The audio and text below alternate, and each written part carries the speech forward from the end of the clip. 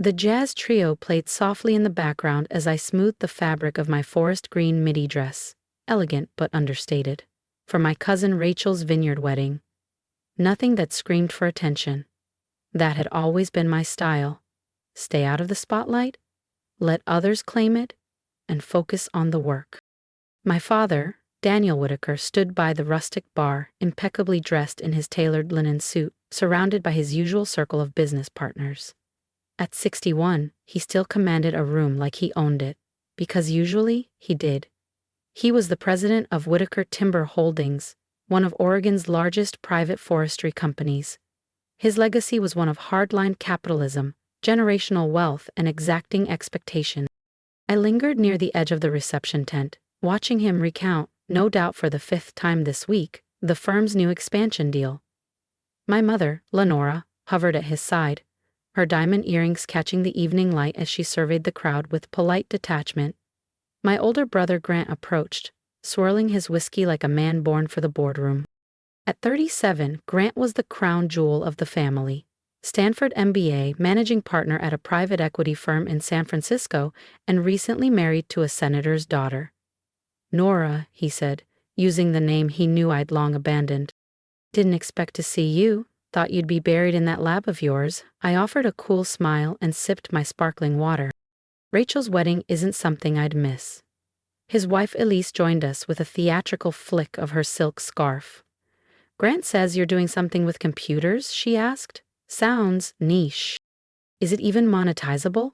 Before I could respond, my sister Brooke arrived, radiant in designer heels. At 34, she was the family's pride. A high-powered litigator with twins and a surgeon husband.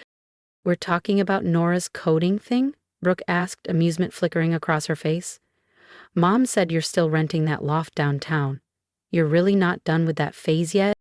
I'd heard it all before, ever since I walked away from the law school admission Dad arranged for me, since I chose my PhD in quantum information theory over a predictable corporate future. What they didn't know was that my coding thing had just secured a $68 million 0-cents grant from DARPA and had quietly redefined the limits of quantum encryption. What they didn't know was that just 3 months ago, I had been featured on the cover of Forbes as one of the top 25 innovators under 35 transforming quantum security. What they didn't know was that my company, Novacar Systems, had just received a $3,100 million 0-cents acquisition offer from Apple.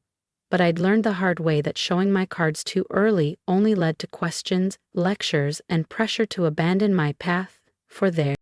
I'm doing well, I said, keeping it short. Living off grant funding in a rented loft isn't really thriving, Nora, Grant scoffed, raising his brow. It's Nora, I said again, calmly. He never used it correctly. Before I could respond further, we heard my father's booming voice cutting through the vineyard air. He approached, a firm hand on the shoulder of a sharply dressed man I instantly recognized. Martin Leclerc, CEO of Redwood Holdings, one of the most influential clean tech moguls in the Pacific Northwest, and my dad's most prized business contact. Martin, Dad said smoothly. This is my youngest, Nora. She dabbles in some kind of tech project. He gave a short, forced laugh. My disappointing daughter, he added. The words stung, as always. I smiled politely, offering a handshake. Pleasure to meet you, Mr. Leclerc. Martin took my hand, his expression shifting to curiosity. He studied my face closely, then pulled out his phone, scrolling quickly through what looked like a digital magazine. Wait, he said, his voice rising with recognition. Aren't you? This month's Forbes. The quantum encryption breakthrough. The color drained from my father's face as Martin turned his phone to him.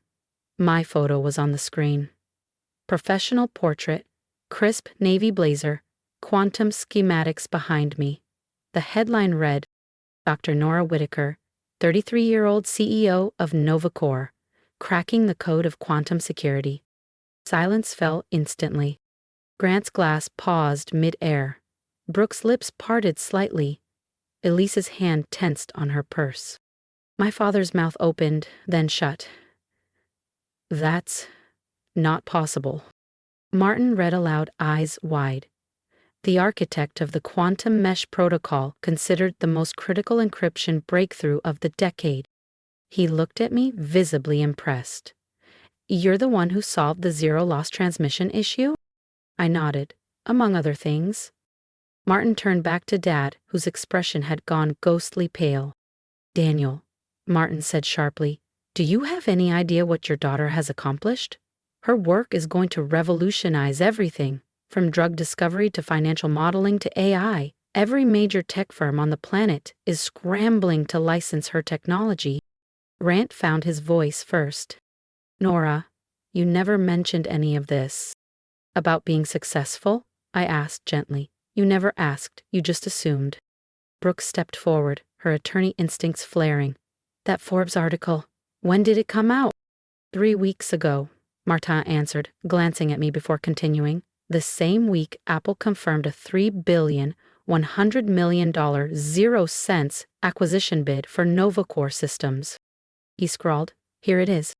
Elise gave a soft gasp. My father's face had shifted from pale to ashen. But you live in that tiny loft, my mother said, suddenly appearing at his elbow. She must have heard the growing crowd. You drive that old Honda. I live modestly by choice, I replied, calm and steady. The apartment is actually a penthouse, downtown, overlooking the Willamette, and the Honda runs fine. I don't measure my worth in square footage or engine size. Martin was still reading. Listen to this, he said. Dr. Whitaker's revolutionary encryption work was conducted in near-tonal secrecy, a deliberate move to let the science speak louder than self-promotion.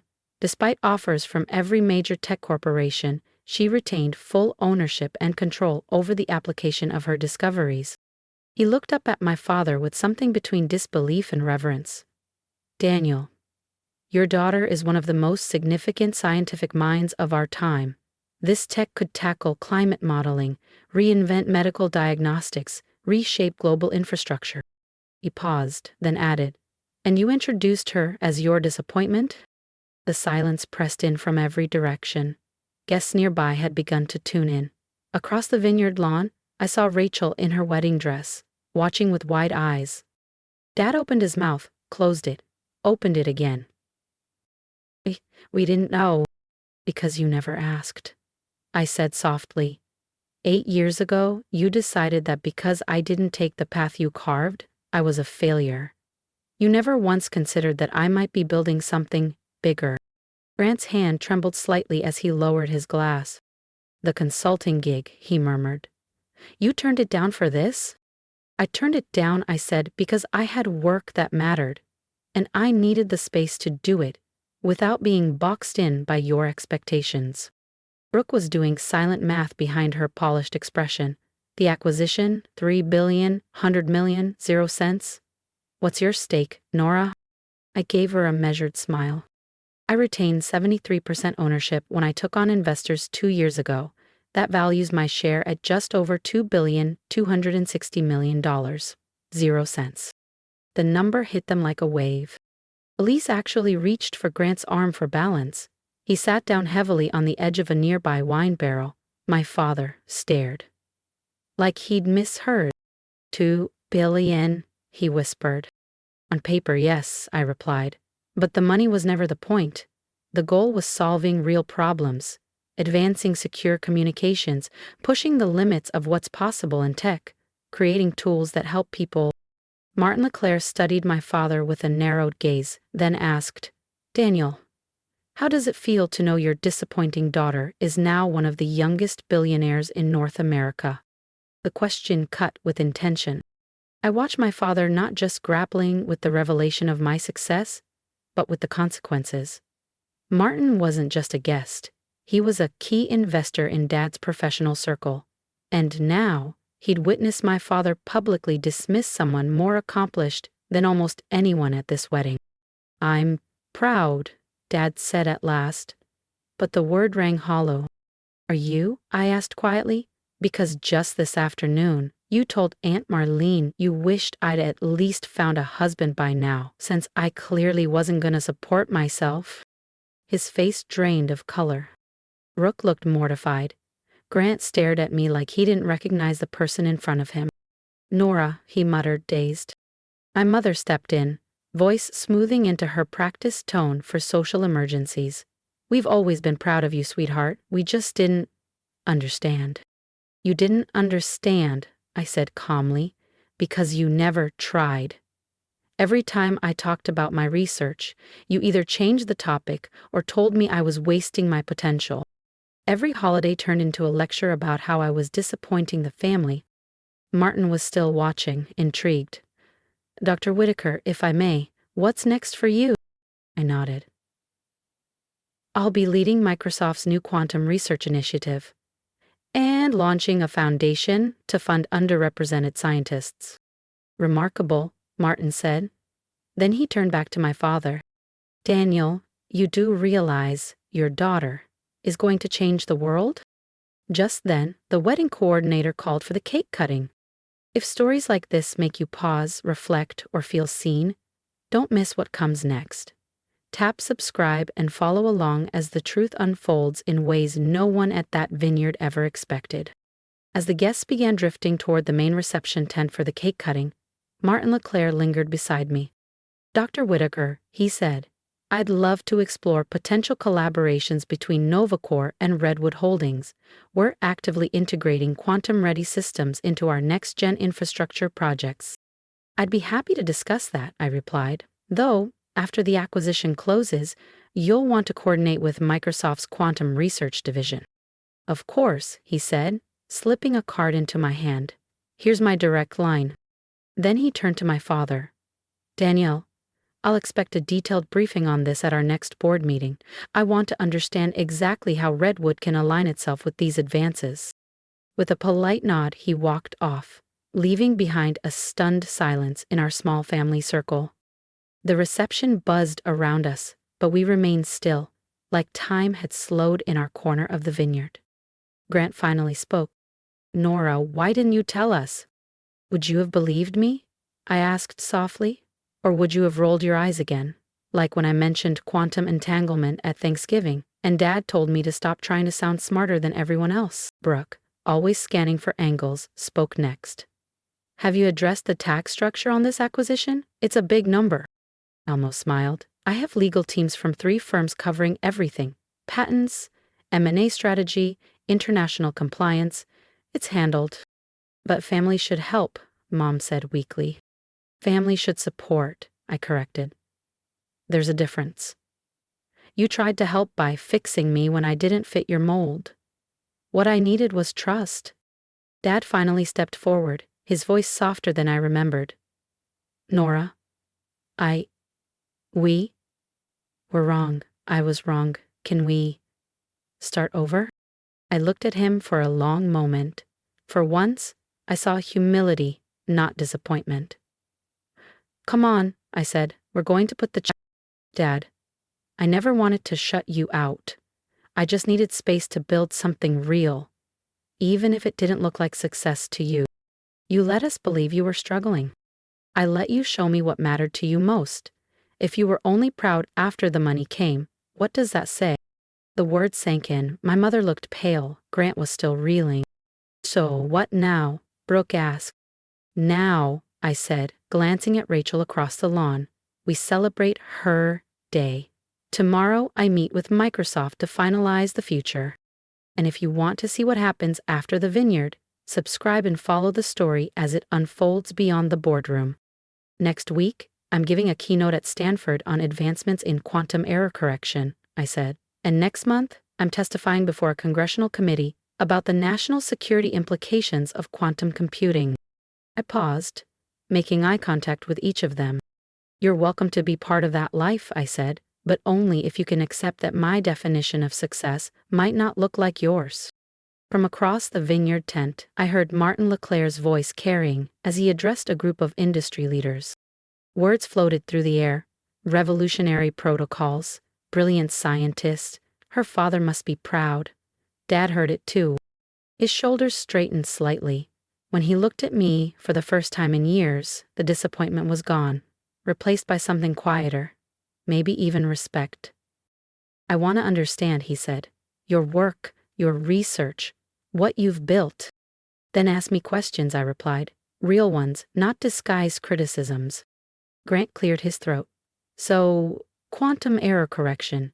Is there a version of that explanation that works for a finance guy? And just like that, for the first time in 8 years, my brother was asking not to undermine, but to learn. It was a start. As we walked toward the main tent, Mom slipped her arm gently through mine. "Nora," she said, "are you happy? Really happy?" I considered the question seriously. "Yes, Mom," I said. "I'm doing exactly what I was meant to do." "Then I'm proud of you," she said softly, and for once it sounded like the truth. The rest of the night passed in a blur of long overdue congratulations, sudden interest from relatives who had overlooked me for years, and business cards from Dad's colleagues now eager to schedule meetings. But the moment I'll remember most came during a slower song, when Dad pulled me aside beneath the hanging vineyard lights. "I owe you an apology," he said. "Not just for tonight, for the years I didn't see you, didn't listen." "I know," I said gently.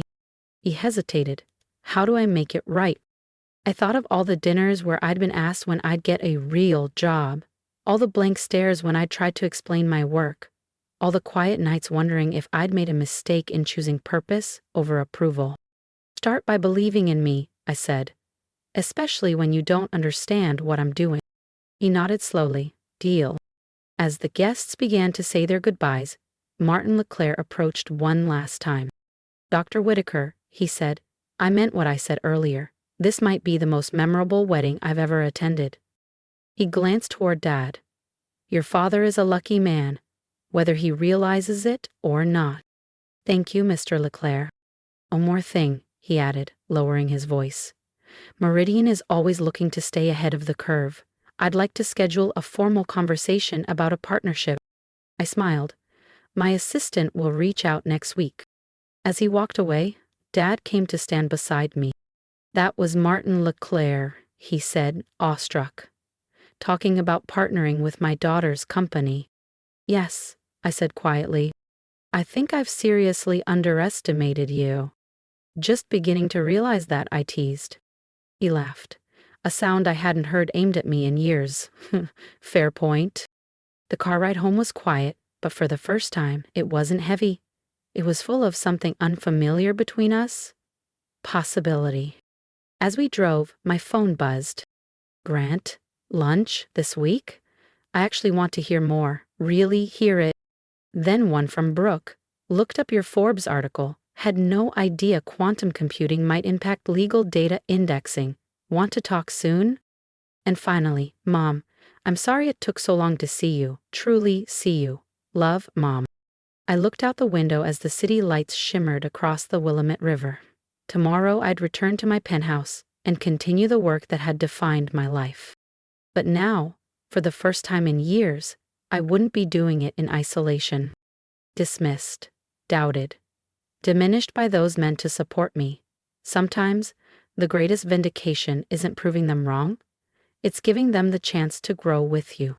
The Forbes cover was only the beginning.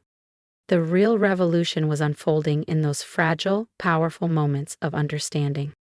One honest question at a time. One unexpected ally at a time. One rewritten family legacy at a time. And finally, they were ready to meet the woman I'd always been. And I was ready to let them. If you've ever been underestimated by the people who should have lifted you up, I'd love to hear your story. Drop a comment. Tell me what moment hit home. Tell me what you would have said if someone finally listened. And if my journey resonated with you, subscribe. Not just for me, but for every quiet fighter out there proving that worth isn't measured by approval. It's measured by the courage to keep going.